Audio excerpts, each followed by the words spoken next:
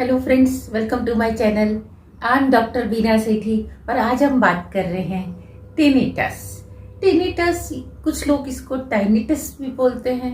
Actually क्या होता है, आप सबने कभी ना कभी ऐसा महसूस किया होगा कि या तो अपने ऊपर या आपका कोई फ्रेंड या नोन टू आपको कह रहा है कि मेरे कानों में घंटी की आवाज आ रही है। अरे देखना, किसी ने घंटी बजाई क्या, देखना कि फोन बज रहा है। या कभी कभी हमें ऐसा लगता है कि इस लकड़ी में दीमक लग गई है और दीमक की आवाज हमें आ रही है। कभी लगता है अरे बाहर बारिश आ रही है।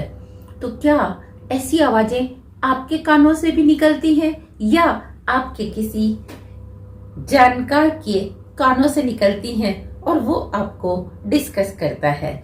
तो आपको लगता है कि शायद कान में कोई प्रॉब्लम है, आप कान को ऐसे ऐसे करते हैं, कभी कान में आप रुई लगा लेते हैं। देखो, ये आवाजों का जो टाइप है वो अलग अलग हो सकता है, इनकी पिच अलग अलग हो सकती है। किसी को तो बहुत हल्की सी आवाज आती है जिसको वो बर्दाश्त कर सकता है, लेकिन किसी किसी को इतनी तेज आवाज आती है कि उसके लिए दिन भर का काम करना भी मुश्किल होता है। एक्चुअली जो हमारी हियरिंग सिस्टम होता है उसमें क्या होता है, जो बाहर वाइब्रेशंस हो रहे हैं एटमॉस्फेयर में पूरा, वो हमारे कानों से टकराते हैं और कानों से एक स्पेशल नर्व होती है, एट्थ क्रेनियल नर्व। ये कोई कान के पर्दे की प्रॉब्लम नहीं है, ये आपके नर्वस सिस्टम की प्रॉब्लम है कि नर्व्स के अंदर कोई ऐसी दिक्कत आ गई है कि वो अनवांटेड वाइब्रेशंस को भी ब्रेन तक भेज रही है।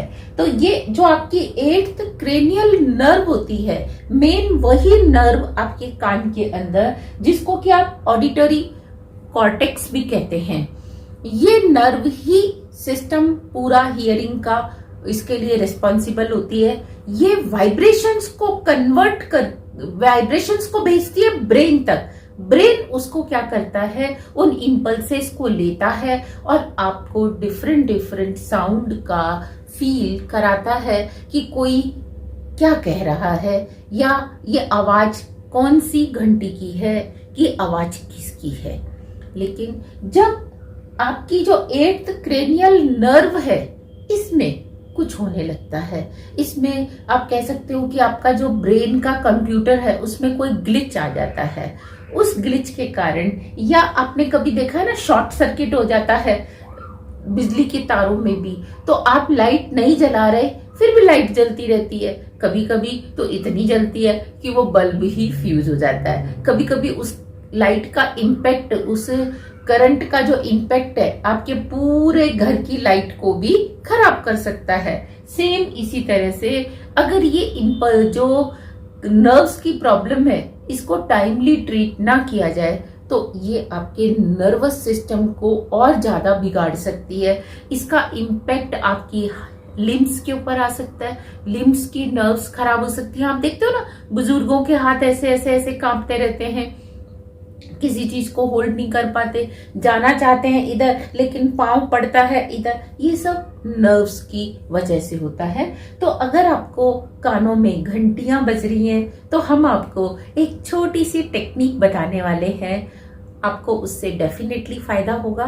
तो पहले आप ये देखिए कि आपको वो साउंड जो है किस फ्रीक्वेंसी से सुनाई देती है।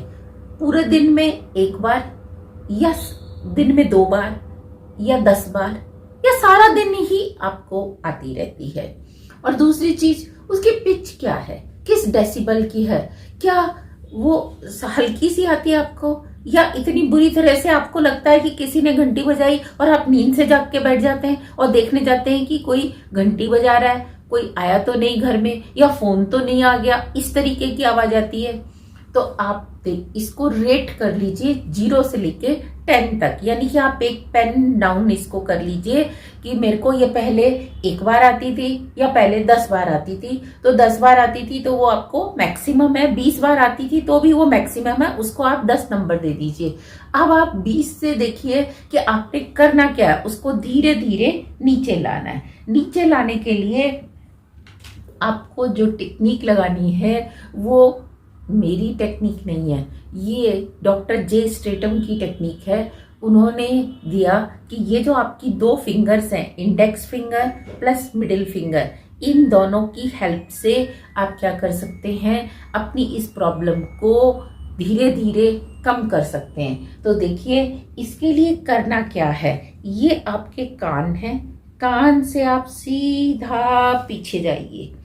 अब जैसे ये मैं आपको एक मॉडल से समझाती हूँ, ये इसके अगर कान है तो कान से बिल्कुल सीधे सीधे चलते हुए स्कल तक आ जाइए। ये जो आपका सिर का हिस्सा बाहर निकला होता है ना, उसको स्कल कहते हैं। तो ये देखिए इधर से भी आप हाथ को लेके आइए और इधर सेंटर पे आ जाइए, बिल्कुल कान की सीध में आपको आना है।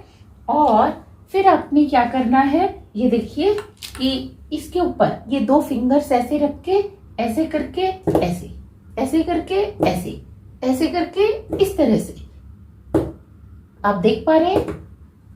मैं आपको हाथ के ऊपर करके बताऊं, इस तरीके से आपने क्या करना है, सिर के ऊपर टैप करना है।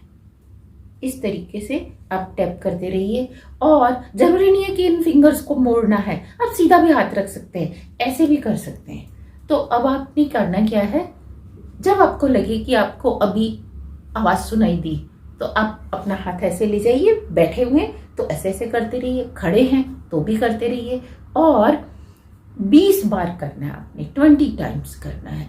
और शुरू में अगर आपको बहुत ज्यादा प्रॉब्लम है तो आप दिन में 8-10 बार कर सकते हैं, और आप देखेंगे कि पहली बार से ही आपको इसका इफेक्ट नजर आने लगेगा कि वो जो नर्व्स है ना, उनको वाइब्रेशन मिलेगा और वो करेक्ट डायरेक्शन में जाएंगी। लेकिन इसकी जो सक्सेस स्टोरी है वो भी बहुत अच्छी है। अगर आप डॉक्टर जे स्टेटम के देखेंगे वीडियोस तो आप उसमें पाएंगे कि उनके कमेंट के नीचे बहुत सारे अच्छे कमेंट्स हैं कि किसी ने एक ही बार किया उसको आराम आ गया, और किसी को पहले 20 बार होता था तो अब वो धीरे धीरे क्या है 2 बार पे आ चुका है। ऐसा मैं आपको इसलिए बता रही हूँ कि ऐसा कभी कभी मुझे भी होता था, मुझे भी लगता था कि मेरे घर में कहीं दीमक की आवाज आ रही है, और मैं उठ के देखती थी कि अरे कौन से बेड को दीमक लग गई या कौन से डोर में दीमक लग गई। लेकिन धीरे धीरे क्या हुआ, मेरी वो प्रॉब्लम सॉर्ट आउट हो गई। अब मुझे ऐसा कुछ भी नहीं होता। आप यकीन मानिए इस बात में कोई भी झूठ नहीं है, ये कोई प्रोपेगेंडा नहीं है या कोई एडवर्टीजमेंट नहीं है। मैं आपको बिल्कुल सही बता रही हूँ कि मुझे ऐसा ही होता था। कोई भी जब मेरे घर पे आता था मैं पूछती थी, देखना आपको कोई दीमक की आवाज आ रही है क्या, तो उनको तो नहीं आती थी, केवल मुझे ही आती थी। तो इसीलिए आप इस टेक्निक को अपनाइए और जल्दी से ठीक हो जाइए। और साथ में मैं आपको एक विटामिन बताना चाहूंगी, वो विटामिन फैट सॉल्यूबल होता है, यानी कि अगर आप घी से परहेज करते हो, फैट से परहेज करते हो, तो आपको इसकी डेफिशिएंसी हो सकती है। क्योंकि मैं भी घी से परहेज करती थी, तो फैट सॉल्यूबल होने के कारण ये होता क्या है, विटामिन B1 होता है जो कि फैट में ही सॉल्यूबल है, और इसका नाम होता है बेनफोर्टेमिन। ये आप किसी भी ब्रांड का ले सकते हैं, जरूरी नहीं है कि आपने पर्टिकुलर किसी एक ब्रांड का लेना है, किसी भी ब्रांड का ले सकते हैं। और एक्चुअली ये विटामिन B1 ही है। तो अगर आप विटामिन्स के कैप्सूल लेते हैं तो भी आप इसको अपने इस प्रॉब्लम से रिकवर कर सकते हैं। आपने शायद अभी देखा नहीं है, कभी आप हॉस्पिटल में जाके जहाँ इनका ट्रीटमेंट होता है, जहाँ ऐसे पेशेंट पहुंचते हैं, आप उनकी हालत देख के घबरा जाएंगे कि अरे ऐसा भी होता है। तो लोग कानों पे हाथ रख के, रुई लगा के, और पता नहीं बहुत परेशान होते हैं। तो आई विल रिक्वेस्ट यू कि अगर आपको या आपके किसी जानकार को इस तरह की कोई प्रॉब्लम है तो आप प्लीज ये वीडियो उनके साथ शेयर करिए और उनकी हेल्प करिए। Thank you very much, all the very best.